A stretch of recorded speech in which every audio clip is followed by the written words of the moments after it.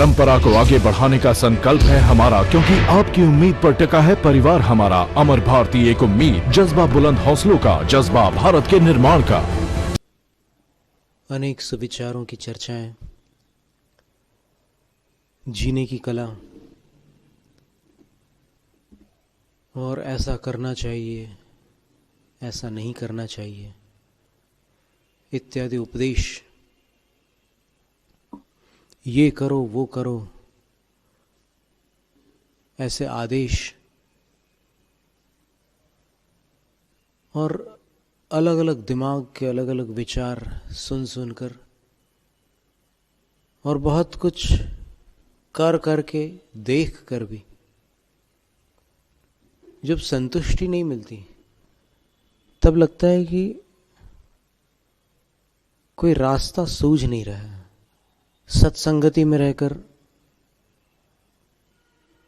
क्रोध को बुरा माना, लेकिन क्रोध से मुक्ति प्राप्त नहीं हो सकी। और जब जब क्रोध उत्पन्न हुआ,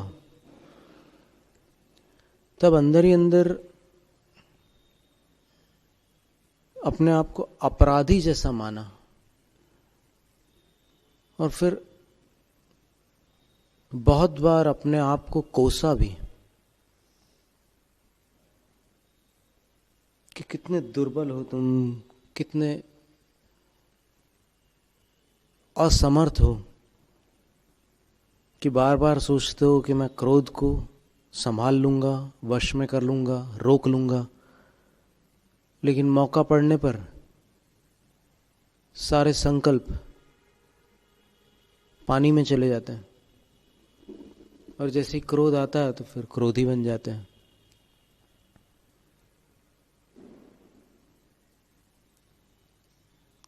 तो अपनी बुराइयों से कैसे मुक्ति प्राप्त की जाए, ये एक प्रश्न हमेशा खड़ा रहता है।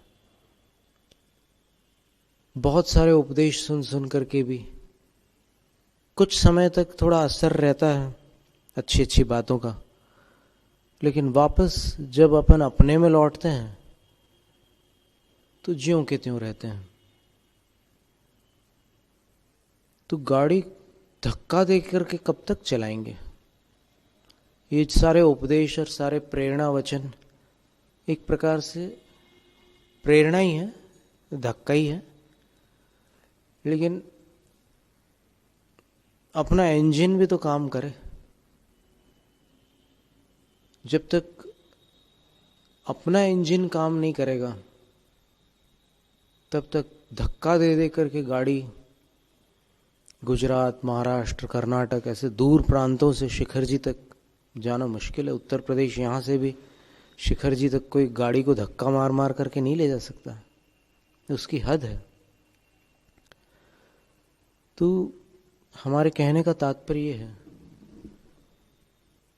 कि दूसरों के भरोसे अपना सुधार करने की आदत छोड़कर खुद अपने अंतर्बल से अपना सुधार करना अधिक उत्तम होगा। और इसलिए हम आपको कोई मार्गदर्शन या निर्देशन या उपदेश आदि नहीं देना चाहते। हम सिर्फ एक जानकारी देना चाहते हैं कि उंगली पकड़कर चलने वाले को कभी अपनी मंजिल प्राप्त नहीं होती।